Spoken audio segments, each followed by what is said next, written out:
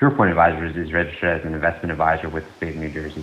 Registration of an investment advisor does not imply any specific level of skill or training and does not constitute an endorsement of the firm by Securities and Exchange Commission or any state securities authority. Welcome to another episode of SurePoint Advisors Financial Roll Call with James Fay. We are 10-8 in service. This is a podcast for law enforcement by law enforcement. I am James Fay. I'm a retired law enforcement officer and now financial advisor with SurePoint Advisors. I'm focused on helping law enforcement officers make educated financial decisions that will directly affect their retirement. I truly believe that this podcast will help accomplish that. Well, today's podcast is a good one. Very, very important one. We're going to revisit estate planning again, and probably the most important document that all law enforcement officers should have, and that's the living will. And the living will basically is a legal document that specifies the type of medical care that an individual does or does not want in the event that they are unable to communicate their wishes. So I often use this example with my clients, my law enforcement clients, or any client really, when I talk about estate planning and a living will. I don't want to lay in a hospital bed sipping dinner out of the straw for the rest of my life. My wife knows that.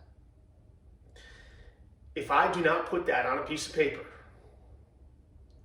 and my emotional mother comes in and says, no, I want him to live, I am living. And the assets that could move on to my family and my kids are now getting drained, because I am laying in a hospital bed sipping dinner out of the straw. All because I did not put my wishes on a piece of paper. So, I can stand here and talk about the living will and how important it is, but why should I do it when I can have an expert do it? And once again, Michele Clark, our attorney who deals with estate planning, is back. And I got to interview her, and it was a great interview, very, very informative. And I want you guys to take a listen. Okay, welcome to another episode of SurePoint Advisors Financial Roll Call with James Fay. We are 10-8 in service. This is a podcast for law enforcement by law enforcement. All right, we're back again with Michele Clark. Seems like Michele is definitely a regular on this podcast. I think this is the fourth time that Michele is back. Michele, thank you so much for coming back and imparting us with your knowledge. Thank you for having me. So just in general, today's topic, we're going to kind of elaborate a little bit more on the estate planning. And again, just to refresh the recollection of our listeners, and for the first-time listeners, you are your number one asset, your ability to work, make money, and build wealth. And part of that is having your estate planning in place. We talked about the three pieces of paper that we'd like to see in place, which is your last will and testament, your power of attorney, and your living will. Today we're gonna get into the living will, which I think is probably the most important for law enforcement. Just my view on it. That this is a really important piece of paper for law enforcement to think about and to make sure it's in place. So, Michele, without really wasting any time, we'll get right into it. Maybe you could tell our listeners what a living will is. Sure. So a living will does a few things. One, it's a document that allows the person signing it to put down certain medical preferences, such as, do you want a feeding tube? Do you want to be resuscitated? Do you want to donate an organ? If you die, essentially. Things like that, you can put down your preferences so that your loved ones can understand what your preferences are if they have to make a difficult decision, if you're incapacitated or in surgery for something, unconscious, all of these things where the living will would come into play. In addition to that, it'll appoint an agent. So basically you get to pick an agent who can make these decisions on your behalf. Sometimes it's the obvious answer, your spouse or a adult child, but it doesn't necessarily have to be somebody like that. It could be whoever the person signing it designates to be their agent. Sure. Sure, and that's important. You hit on that. It could be your spouse that's designated to make these decisions. This is why it's so important for my law enforcement officers to go back and have this discussion with their spouses or their loved ones or whoever's going to be the one appointed to make these medical decisions for them, because they might not want that responsibility. Right. A spouse might not want to make that decision about a life-altering medical procedure, whether it be, on ventilation or whatever it might be. So really, that's why it's so important to have these discussions with your spouse or the person that you're going to appoint to make these decisions for you, because you want to make sure that A, they can make it, and B, they want to make it. Right. So, True. that's great. But just explain when a living will comes into play. I know you kind of hit on it a little, but I think with our law enforcement, if you could just maybe touch on that a little bit. Sure. So one of the major ways a living will come into play is if the person either is incapacitated, deemed incapacitated, or just not available to make their own medical decisions. So you can have the living will signed and ready to go, but it doesn't necessarily come into play until the person who signed it cannot make medical decisions on their own behalf. So that would be if the court appoints them as incapacitated. Maybe they have Alzheimer's, dementia, some kind of mental health disability that prevents them from making these decisions. Right. Or maybe it's just that physically, let's say they're in a surgery and they're under the knife and a split decision has to be made, and the doctor is going to go to the person who is their agent to determine what way they're going to proceed in the surgery, or seek consent or permission to do something. Very important for law enforcement officers is the fact that their job comes with some risk when you're out on the job. And if it's as simple as you're in a car accident or you're injured on the job and now you find yourself in the hospital, God forbid, you're unconscious or you're unable to make these decisions on your behalf, that's when the living will is going to come into play.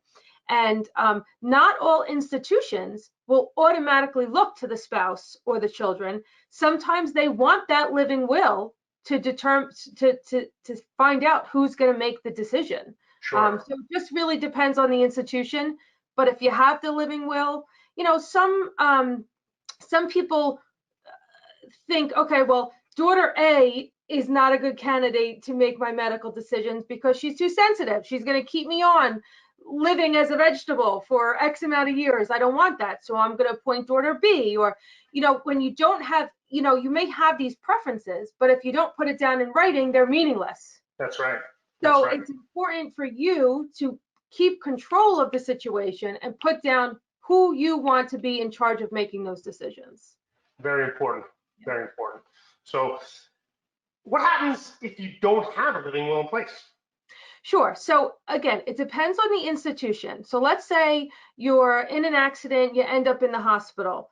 The hospital, if you're incapacitated at that moment and you can't make medical decisions on your behalf, the hospital is going to look for your loved ones, if there are any. Most hospitals. Some hospitals or institutions may say, we need the living will. You have to apply to become this person's guardian to make those decisions. Right. If you don't have the living will and you can't make these decisions on behalf of this person, the only other way you have authority to do that is to file for guardianship. And we spoke about that a little bit when we talked about the power of attorney, but the guardianship is a litigation. You have to file, you have to get 2 doctors to deem the person incapacitated. You have to file a verified complaint in order to show cause with the court. And you have to ask the court, hi, I'm here, I want to be this person's guardian. And you have to pay legal fees and you have to pay court fees. And it's a process that can cost you thousands of dollars. So by simply having a living will to allow the hospital to see, oh, this person is your agent, that avoids that whole process. So it's a very important tool. Right, and that goes back to what I discussed earlier, is that you're your number one asset, your ability to work, make money, and build wealth. And if this is going to cost, just by not putting this in place, is going to cost a financial burden then those assets could go to your loved ones, right? That's right. So again, for not just, for just not taking the time to do this, it's really irresponsible, I think. Yeah. But, and it's funny, you hit on something else that I wanted to mention as well. Sometimes the individuals, if you don't have this in place, sometimes the individuals don't know what your wishes are, right? Correct. And that really puts a burden on your spouse or your loved ones who have to make those decisions because you didn't talk about it, That's right. So I think that's, listen, if this doesn't create a call to action for people to start calling and getting this taken care of, or I don't know what will. But we kind of talked about when it will come into play. Obviously, when somebody's unconscious or they have a life-threatening condition. So we touched on this briefly too. Was what can be included in that living will, and you had touched on organ donation. And I think as law enforcement officers, we've helped the general public or whoever we had to help for years, right? And I think that thought of giving, it continues, right? Even in death, they want I think a lot of law enforcement officers are organ donors as well. So could you just touch on how a living will could help facilitate the organ donation process? Absolutely. So the way we always frame our living wills is we have certain preferences that the person signing it can choose from. So for example, do you want a feeding tube or life-sustaining treatment in the following circumstances? So we have a list of circumstances and the person signing it can choose. If I'm in a terminal condition, no, I do not want life-sustaining treatment. If I am permanently unconscious, yes or no, I do not want life-sustaining treatment. So we basically allow the signer to evaluate certain medical conditions and determine whether or not they would want life-sustaining treatment in those specific conditions. In addition, like you said, we talk about organ donation, whether or not you want to be an organ donor. We can talk about do not resuscitate. In what circumstance do you not want to be resuscitated? And that is a very difficult question because many times loved ones just want to say resuscitate, resuscitate, when the person signing the document or the person in the hospital may have a preference that's contrary to that. So that's important. We also, our living will forms, we can also formulate to say what you want for your funeral. What are your preferences? Some people have very strong preferences. I want to be cremated. I don't want to be buried. Or, as much as say, I really don't want a service, or I want my service to be like this, or, I bought a plot and I want it to be here. So that's another area where we can sort of address it in the living will, which legally it's not, it has no real significance legally, but it's in writing, signed by the person who wanted those preferences, and it gives your loved ones some direction because, imagine you're permanently unconscious and it was your very strong opinion, I do not want life-sustaining treatment. Do not give me a feeding tube. Do not give me oxygen. And your loved one doesn't know that preference, and here they are keeping you on just because they don't know. It makes it easier for your loved ones to say, do not resuscitate because that's what mom wants. Right. As opposed to resuscitate because I don't know what she wants. That thing. Yeah, and that could have a financial burden on the assets Absolutely. that left for the family. And I always use that as an example when I sit down with my clients, especially my law enforcement clients, where I say, listen, if I'm laying in a hospital bed sipping dinner out of straw for the rest of my life, my wife knows that the plug is going to be pulled. Yeah. If I did not take the time to put that on a piece of paper, and my emotional mother walks in the room and says, no, I want him to live, I want him to live, well, guess what? You're going to live. That's right. Yes. And it's all because I didn't take the time to put it on a piece of paper. So yes, that was great information. And just one last question, and I know we talked about this, and I've asked this question the last 3 times I think you were on the podcast, is you could just speak to or tell our listeners about seeking professional help in getting these important documents in place, why it's so important to use professional help and not be a DIY and do it yourself. Sure. So it's important to get professional help for a couple of reasons. One, the states differ in their forms and what their requirements are. So you want to make sure you have somebody who's proficient in the state that you live in and that knows what is required for the form in order for it to be legal, right? So doing it yourself, if you don't know what's in the New Jersey statute about what needs to go into the living will to make it legal, you may do it wrong. And if you do it wrong and now you're incapacitated, there's no fixing it. Now we get back to the situation where you did it wrong, you're incapacitated, and now your loved ones can't use it as legal authority because it was done improperly. And now we have to talk about getting a guardianship, which is going to cost money and time. And it's quite frankly a financial burden, especially if it's opposed and it takes some time. So that's always the best case scenario, is to have a lawyer draw it up so that they can make sure it's legal. You can talk about what you want in it, whether or not you should have organ donation, whether or not you should have funeral arrangements. Like, there's a way to talk about, sometimes clients bring things to my attention and say, well, can I put this in the living will? And maybe I'll give them advice, say, better to do that here or somewhere else, or, so we can talk about a lot of the issues where you don't get that when you're just using a form you got online. That's great. That's a great point. So, Michele, I really want to thank you again for, blessing us with your presence here on this podcast. Your wealth of knowledge and information, and I know that this information is getting out. I'm getting great feedback in reference to this, and I know you're going to be back on this podcast because I'm getting different topics, different questions about different topics relating to estate planning, like my officers that are military, whether current or former, what happens with their wills when they leave. So, we could talk about that. And again, listing beneficiaries. So many different topics. I know you'll be back on the podcast. So I just thank you again for your time, and, be safe, and we'll talk to you soon. Thank you. Thank you for having me again. I look forward to coming back. Awesome. Thank you, Michele. Bye-bye. All right, great. I want to thank Michele once again for her time.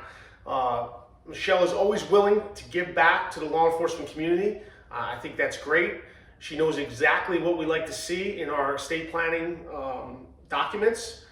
She is an asset not only to Short Point Advisors, but to the law enforcement community. So, Michele, thank you very much again for taking the time to impart us with your knowledge, especially on this piece of paper, how important it is, the living will. So 10-11, prepared a copy. Let's go over what we learned today in today's episode. So again, a living will is a legal document that specifies the type of medical care that an individual does or does not want in the event that they are unable to communicate their wishes.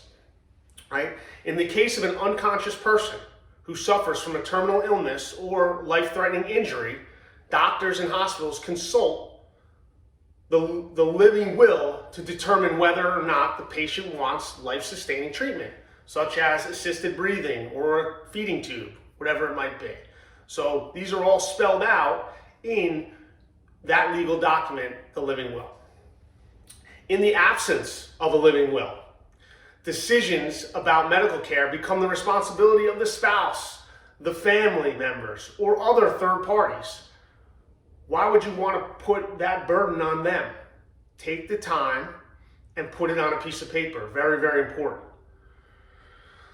Living wills and advance directives come into play only when one faces a life-threatening condition and is unable to communicate their desires or for treatment. So again, very important to put this piece of paper in place. And probably the most important thing here, this document may be too important to leave to the chance that you got the correct form and handled it properly. So you should seek the advice of a professional to do this. Somebody such as a Michele Clark, somebody that knows the estate planning process and how it works here in New Jersey. Very, very important. All right, great. So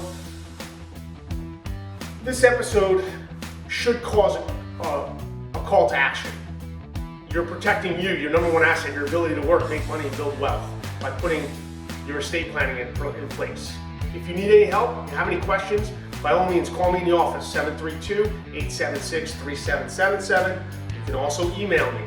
My email address can be found on the website, shortpointadvisors.com, or in the show notes. With that, this is another episode of Short Point Advisors Financial Roll Call with James Fett. We are 10-7 out of service.